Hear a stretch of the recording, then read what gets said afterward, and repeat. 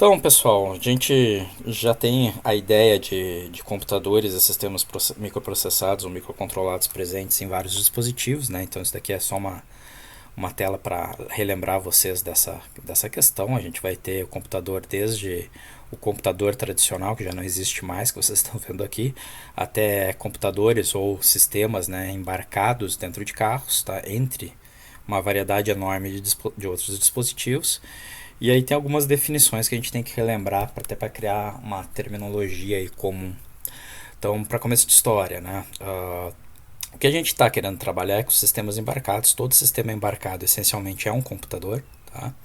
Que vai estar seguindo um programa. Esse programa necessariamente tem que estar escrito, tem que estar disponível na memória na forma de linguagem de máquina.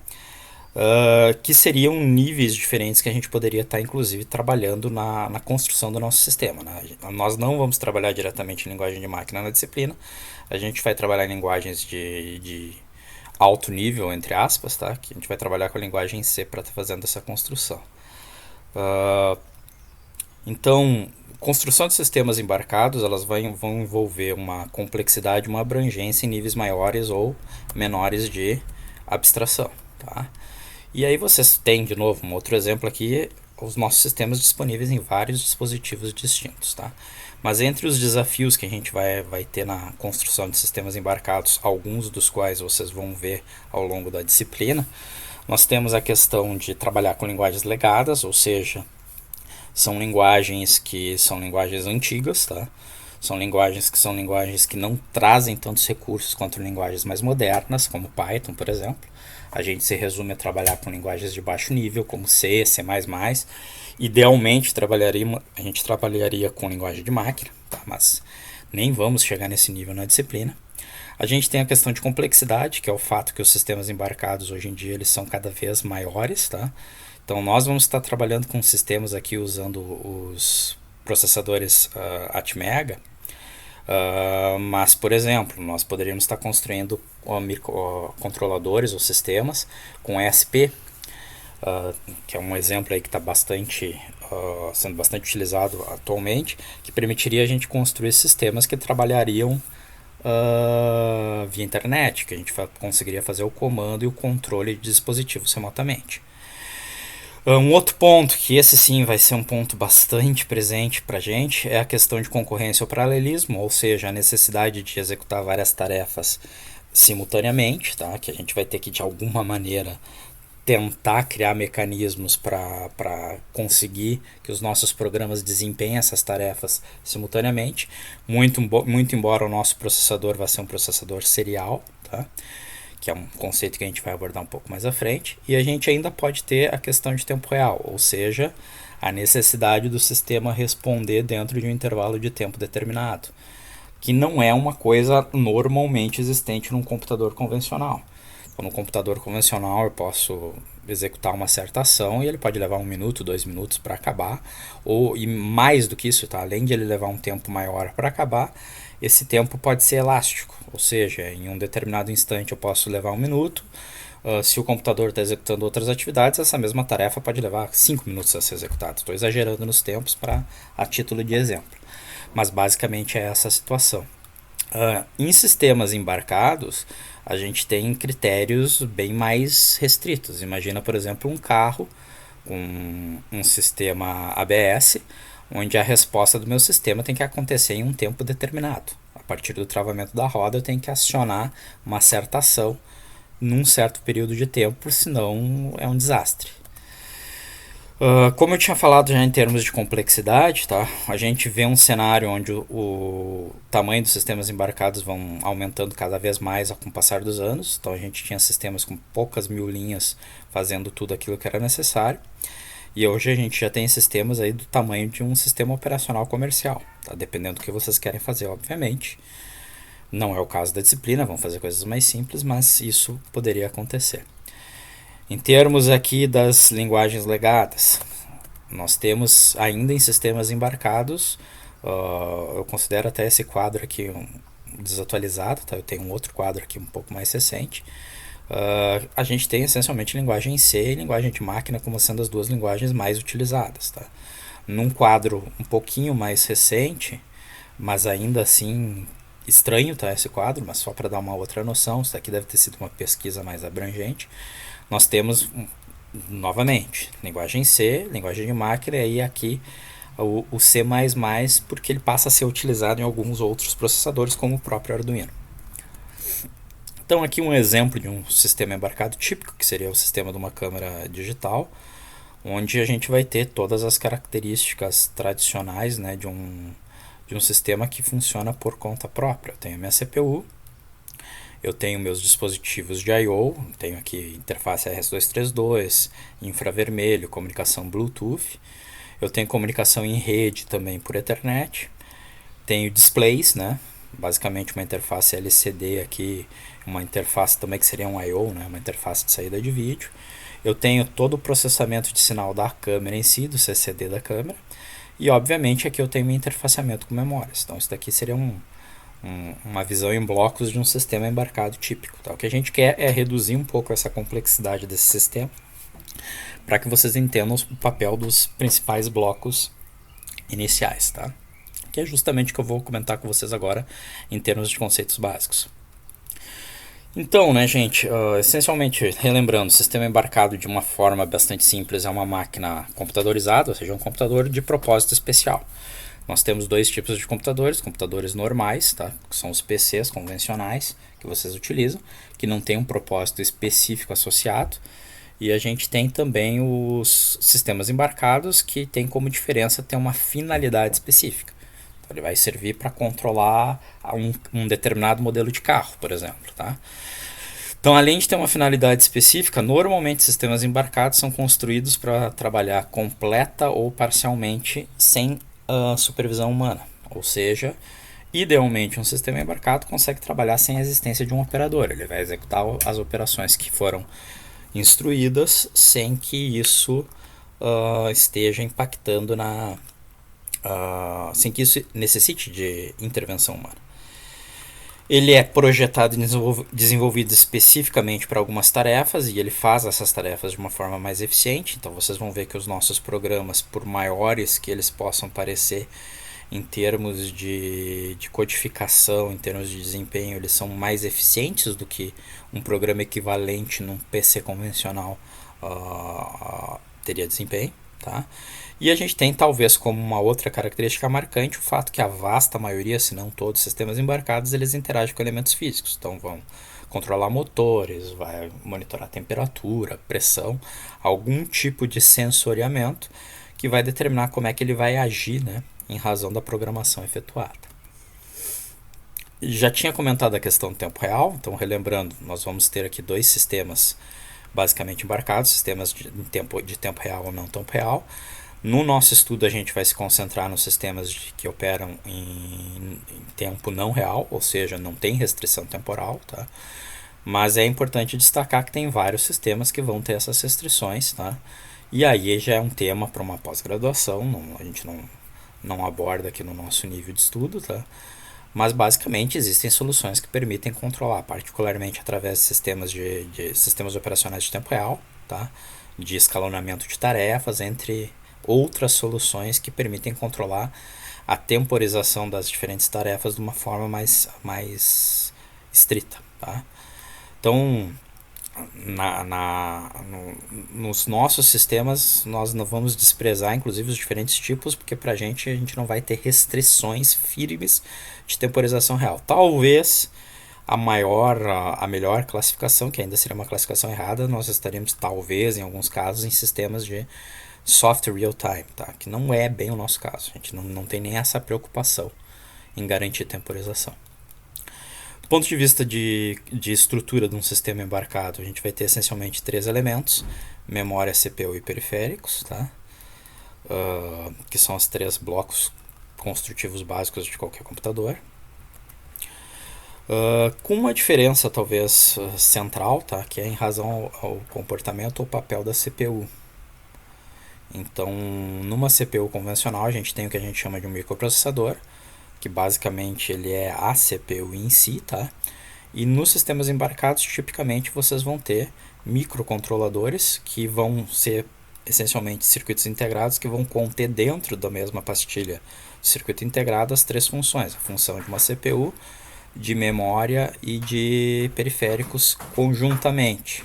Então, microcontroladores basicamente são computadores dentro de um CI. Tá? Então, dependendo dos diferentes tipos de microcontroladores, vocês vão ter tamanhos diferentes de memória, diferentes tipos de memória, vocês vão ter diferentes dispositivos de I/O, diferentes periféricos juntos, tá? Que obviamente vão influenciar na seleção de qual microcontrolador vocês vão estar querendo utilizar. O que a gente sempre vai ter normalmente no microcontrolador, tá? Normalmente nós vamos sempre contar com I/O digital e analógico, que normalmente não se verifica em tamanho ou em disponibilidade em microprocessadores convencionais, tá? E também, normalmente em microcontroladores a gente vai possuir uma memória interna, somente de leitura, tá? Que vai poder ser reprogramada, que vai servir para a gente colocar o programa que se deseja executar, que normalmente não ocorre também em um microcontrolador tradicional. Microcontroladores tradicionais, tipicamente os dispositivos de memória são externos, tá? Eles não vão estar dentro do mesmo circuito integrado. Por outro lado, os microprocessadores convencionais, normalmente eles vão trabalhar com barramentos maiores, eles vão ter uma capacidade ou um nível de processamento superior a um microcontrolador, tá? Até por ter uma finalidade genérica, tá? E já pelo lado dos microcontroladores, é muito comum a gente ter microcontroladores ainda de 8 bits, tá? Sendo que está começando a se tornar cada vez mais comum os microcontroladores de 32 bits, mas em diversas aplicações mais simples não há necessidade de a gente usar um microcontrolador, digamos assim, mais robusto para fazer a aplicação em questão. Então sempre vai existir uma questão de escolha de qual é a peça mais adequada a uma certa finalidade.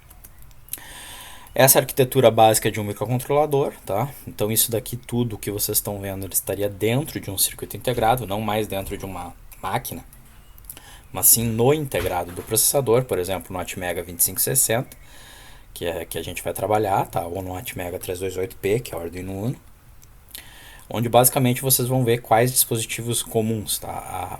A CPU em si, que é responsável pela execução do código, a memória RAM e algum tipo de memória de programa, que aqui está sendo chamado de ROM, mas na prática, na realidade, não é realmente uma ROM, é uma memória de leitura, mas que ela pode ser sobrescrita em determinadas situações. Portas de I/O, tá? Tipicamente portas de I/O digitais, que a gente chama de GPIO, para um propósito genérico, ou seja, um liga e desliga, tá? Ou uma leitura de um botão, para verificar se o botão está fechado ou está aberto. Tá? O conversor análogo digital, ligado em portas de I/O específicas, para fazer interfaceamento de sinais analógicos para processamento da CPU. Em alguns casos já mais específicos, a gente também tem dentro, que não está nessa figura, o conversor DAC, né, que seria para fazer o inverso. Temporizadores para controlar a execução de determinadas atividades de acordo com um tempo específico. E os circuitos de watchdog também são bastante encontrados, que basicamente servem para garantir que, dada uma situação anormal de operação desse nosso microcontrolador, seja feito um reset automático do mesmo. Isso é importante porque, como a gente tem muitas vezes o sistema operando sem nenhum tipo de supervisão humana, em caso de travamento do sistema, pode ser necessário alguma forma de reinicialização automática. Dito isso, tipicamente a gente encontra em processadores e microcontroladores duas grandes arquiteturas, tá, disponíveis, que é a arquitetura de Harvard e a arquitetura Princeton. Isso também se traduz na forma como é o conjunto de instruções, tá? Que a gente chama que existem os processadores CISC, que são processadores com um conjunto complexo de instruções, na verdade um conjunto grande de instruções. Tipicamente os processadores da família Intel estão nessa linha aqui, tá? O 8051, que é já um dos primeiros microcontroladores, também seria um microcontrolador CISC. E nós temos os processadores e os microcontroladores RISC, que eles já usam uma alternativa diferente, onde a visão deles é ter um conjunto de instruções menor, porém executar essas instruções de uma forma extremamente rápida, de modo a conseguir ter uma execução de mais instruções por segundo. Então eles trocam a complexidade por velocidade. Tá? Então isso tudo, gente, tem a ver com as arquiteturas originais que foram construídas para os computadores, tá? Que basicamente a gente tem as duas grandes arquiteturas, a arquitetura Princeton e a arquitetura Harvard. Tá? A arquitetura Princeton de von Neumann é a arquitetura tradicional de computadores. Tá? Basicamente, o von Neumann desenhou uma máquina onde a gente teria aqueles blocos que já foram apresentados para vocês, a unidade de controle, o processador e a memória. Tá? E a grande característica dela, em essência, é que nós teríamos, nesse caso aqui, um barramento único, ou seja, uma memória única. Tá? Então, na arquitetura Princeton, essencialmente a gente tem um espaço único de memória que é compartilhado tanto pelo programa quanto pelos dados. Ou seja, nós temos aqui o programa e variáveis compartilhando o mesmo espaço de memória. Isso não significa necessariamente que sejam os mesmos circuitos físicos. O que eu estou querendo dizer aqui para vocês, que é o barramento de dados e de endereços e os sinais de controle para a memória, esses sim são compartilhados entre os diferentes circuitos. Tá? Que isso impacta, em essência? Impacta que a gente tenha um acesso à memória mais simples. Tá? Por outro lado, tem uma desvantagem, que é e além do acesso à memória mais simples, né, obviamente, pelo fato de a gente ter barramentos únicos, em termos construtivos, isso acaba se tornando mais acessível, se torna menos complexo. Tá? Por outro lado, tem um inconveniente, que é o fato que para eu acessar dados e programa, eu tenho que estar acessando o mesmo espaço de memórias, ou seja, eu não consigo acessar o meu programa e os dados do meu programa simultaneamente. Eu vou ter que acessar um seguido do outro. Tá? A arquitetura de von Neumann é a arquitetura tradicional que a gente encontra nos computadores, nos PCs até hoje. Tá? E isso reflete em muita coisa, inclusive na própria concepção de como é que a linguagem C faz a compilação de um programa C para o seu equivalente em linguagem de máquina. Tá? Então tem algumas coisas que eu vou comentar mais à frente referentes à organização de memória e à linguagem C, e como o compilador C modificado para os processadores AVR ele vai trabalhar para conseguir conciliar uma arquitetura diferente. Tá? Mas basicamente os compiladores C foram construídos para essa arquitetura. Tá? Então a gente vai ter algumas características presentes nos compiladores C em razão disso. Tá? Já a arquitetura Harvard ela é diferente pelo fato que ela prevê 2 espaços de memória. Essencialmente o resto ele é semelhante. Vocês continuam tendo um bloco de decodificação. Tá aqui o bloco de decodificação. Vocês continuam tendo processador e registradores. A grande diferença aqui é que a gente separa o programa numa memória e dados em outra memória e duplica os barramentos. O que isso significa? Isso significa essencialmente, do ponto de vista de eletrônica, que eu consigo fazer o acesso à memória de programa e à memória de dados simultaneamente, visto serem dois barramentos completamente distintos. Tá? Ou seja, eu não preciso fazer um acesso à memória de programa e esperar para fazer o acesso à memória de dados. Então, consequentemente, em teoria, essa arquitetura me permite que eu faça um processamento mais rápido, ou que eu consiga, em menos ciclos de máquina, realizar o mesmo programa. Tá? Então, tentando fazer uma comparação entre as duas, basicamente vocês vão ver que em termos de blocos elas são extremamente parecidas. Tá? A gente continua tendo memória de dados e memória de programas, CPU e interfaces, lógica de interrupção. Porém, na arquitetura de von Neumann ou Princeton, a gente tem barramento único, e já na arquitetura Harvard a gente tem barramentos diferenciados para dados e para programas. Isso, pessoal, tem um impacto significativo em termos de desempenho dos processadores. Tá?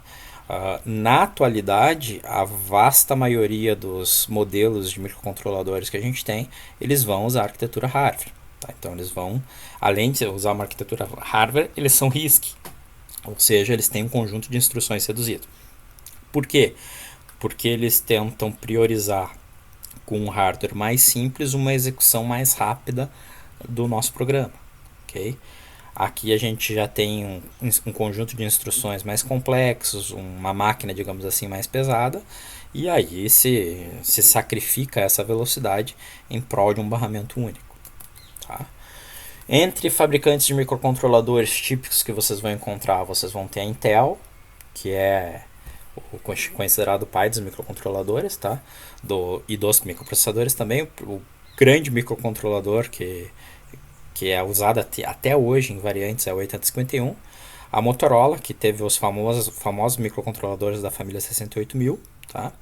A Microchip, que fabrica os microcontroladores PIC, que são muito utilizados na atualidade, tá? Principalmente em ambiente industrial.